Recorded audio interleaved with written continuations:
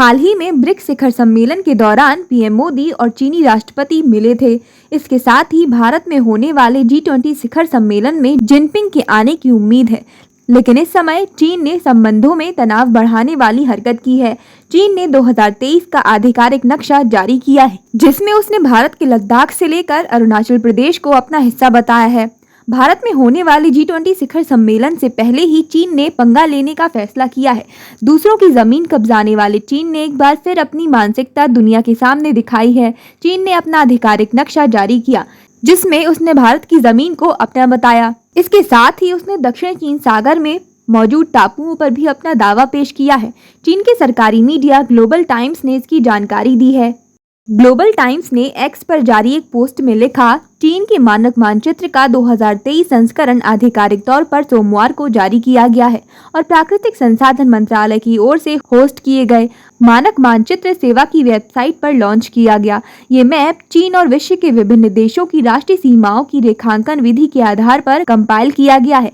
चीन की ओर से ये नक्शा तब जारी किया गया जब हाल ही में पीएम मोदी और शी जिनपिंग ब्रिक्स शिखर सम्मेलन में मिले थे। अब चीन भारत की जमीन के पीछे क्यों पड़ा है और अरुणाचल प्रदेश को अपना हिस्सा क्यों बताता रहता है, आपको वीडियो में आगे सब कुछ बताएंगे। तो साल 2023 के संस्करण में चीन ने अरुणाचल प्रदेश, अक्साई चीन क्षेत्र, ताइवान और विवादित दक्षिण चीन सागर पर समेत कई हिस्सों पर अपना दावा किया है। चीन के इस नक्शे पर विवाद शुरू हो गया है। हालांकि ये पहली बार नहीं है जब चीन ने इस तरीके के नक्शे जारी किए हैं। चीन इस तरह से नक्शा जारी कर इन हिस्सों पर अपना अधिकार पहले भी जताता आया है और हर बार भारत की तरफ से उसके सामने विरोध दर्ज कराया गया है। इसी बीच ऐसी रिपोर्ट सामने आई है जिसमें कहा जा रहा है कि चीन LAC के पास संवेदनशील इलाकों में गांव बनाने लगा है। कई रिपोर्ट्स में कहा गया है कि चीन के जियाओकांग में पूर्वी क्षेत्र पर ध्यान केंद्रित किया है, जबकि तिब्बती स्वायत्त क्षेत्र में ऐसे 628 गांव, तवांग में 30 और तुलुंगला में 25 गांव होने का अनुमान है। रणनीति दृष्टिकोण से तवांग अरुणाचल प्रदेश और पूर्वोत्तर का एंट्री पॉइंट है। साथ ही जहां तक तिब्बतियों का सवाल है, इसका धार्मिक महत्व भी है। तुलुंगला का महत्व इसीलिए ज्यादा है क्योंकि 1975 में चीनियों ने असम राइफल की 4 टुकड़ियों पर घात लगाकर हमला किया था। चुमार के संवेदनशील इलाकों में भी ऐसी बस्तियां देखने को मिली है। रिपोर्ट्स में सूत्रों के हवाले से कहा गया है कि पश्चिमी भूटान और उत्तरी भूटान के सामने भी निर्माण हो रहा है। अधिकारियों का कहना है कि इन बस्तियों को गांवों के रूप में नहीं मानना चाहिए। चीन इन्हें सिर्फ अपना दावा मजबूत करने के लिए बना रहा है। इस पर कई जानकारों ने टिप्पणी भी की है। उनके द्वारा कहा गया है कि इस तरह की आक्रामकता दर्शाती है कि चीन दुनिया के किसी भी बाकी देश की तुलना में अपने पड़ोसियों के साथ भूमि और समुद्री सीमाओं पर अधिक विवादों में क्यों शामिल है। चीन 1949 में सत्ता हासिल करने के बाद से ही चीन की कम्युनिस्ट पार्टी बिना रुके विस्तारवादी अभियान पर है। चीन के अपने 17 पड़ोसियों के साथ सीमा विवाद है। पहले भी चीन की तरफ से इस तरीके का नक्शा जारी किया गया था। भारत ने बार बार कहा है कि अरुणाचल प्रदेश उसका अभिन्न अंग है और हमेशा रहेगा। दरअसल इन सीमाओं पर पहले भी विवाद छिड़ते रहे हैं और साथ ही दोनों देशों ने अपने संबंधित अधिकारियों को आदेश दिया था कि सैनिकों को पीछे हटने के आदेश दिए जाएं। साथ ही तनाव कम करने के प्रयासों को तेज करने के निर्देश देने पर भी सहमत हुए थे। चीन ने नए नक्शे में ताइवान के अलग द्वीप और दक्षिण चीन सागर के एक बड़े हिस्से पर दावा करने वाली 9 डैश लाइन पर भी अधिकार जताया है। चीन ताइवान को अपनी मुख्य भूमि का हिस्सा होने का दावा करता है।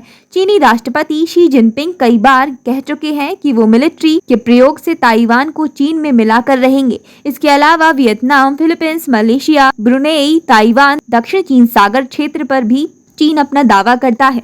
अब बताते हैं कि चीन अरुणाचल प्रदेश के पीछे क्यों पड़ा है और अरुणाचल प्रदेश को अपना क्यों बताता रहता है। पहले ये जान लेते हैं कि असल में विवाद क्या है। चीन और भारत के बीच मैकमोहन रेखा को अंतर्राष्ट्रीय सीमा रेखा माना जाता है, लेकिन चीन इसे खारिज करता है। चीन का कहना है कि तिब्बत का बड़ा हिस्सा भारत के पास है। 1950 के दशक के आखिर में तिब्बत को अपने में मिलाने के बाद चीन ने अक्साई चीन के करीब 38,000 वर्ग किलोमीटर इलाके को अपने अधिकार में कर लिया था। ये इलाके लद्दाख से जुड़े थे। चीन ने यहाँ नेशनल हाईवे 219 बनाया जो उसके पूर्वी प्रशांत शिनजियांग को जोड़ता है और भारत इसे अवैध कब्जा मानता है। भारत और चीन के बीच सीमा विवाद सालों से चलता आ रहा है। भारत के ऐसे कई इलाके हैं जिन पर चीन अपना दावा करता है। इन्हीं में से एक है अरुणाचल प्रदेश। जो भारत का 24वां राज्य है और भौगोलिक दृष्टि से पूर्वोत्तर के राज्यों में ये सबसे बड़ा राज्य है। चीन कई सालों से इसके पीछे हाथ धोकर पड़ा है। असल में वो इसे अपना इलाका मानता है। चीन अरुणाचल प्रदेश को दक्षिणी तिब्बत बताता है। वैसे तो तिब्बत ने भी कई साल पहले खुद को स्वतंत्र राष्ट्र घोषित कर दिया था, लेकिन चीन इसको नहीं मानता और उस पर अपना अधिकार बताता है। आइए जानते हैं कि चीन आखिर अरुणाचल प्रदेश को अपना क्यों बताता है और इसके पीछे का इतिहास क्या है। शुरुआत में चीन अरुणाचल प्रदेश के उत्तरी हिस्से तवांग को लेकर दावा करता था। दरअसल तवांग यहाँ का एक खूबसूरत शहर है। हिमालय की तराई में समुद्र तल से 3500 मीटर की ऊंचाई पर स्थित है। यहीं पर विशाल बौद्ध मंदिर भी है जो 17वीं शताब्दी का बना हुआ है। ये तिब्बत के बौद्धों के लिए एक पवित्र स्थल है। कहते हैं कि प्राचीन काल में भारतीय शासकों और तिब्बती शासकों ने तिब्बत और अरुणाचल प्रदेश के बीच कोई निश्चित सीमा का निर्धारण नहीं किया था। यहाँ तक कि साल 1912 तक तिब्बत और भारत के बीच कोई स्पष्ट सीमा रेखा नहीं खींची गई थी, क्योंकि इन इलाकों पर ना ही मुगलों का अधिकार था और ना ही अंग्रेजों का। इस वजह से सीमा को लेकर भारत और तिब्बत के लोग भी असमंजस की स्थिति में थे।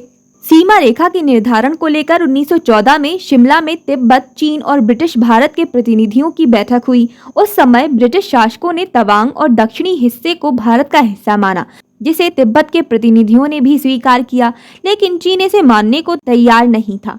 इसलिए वो बैठक से निकल गया। बाद में इस पूरे इलाके को अंतर्राष्ट्रीय स्तर पर मान्यता मिली और वो भारत और विश्व के नक्शे पर आ गया। वैसे तो चीन तिब्बत को भी स्वतंत्र राष्ट्र नहीं मानता, ऐसे में तवांग पर उसके फैसले को भी वो नहीं मानता।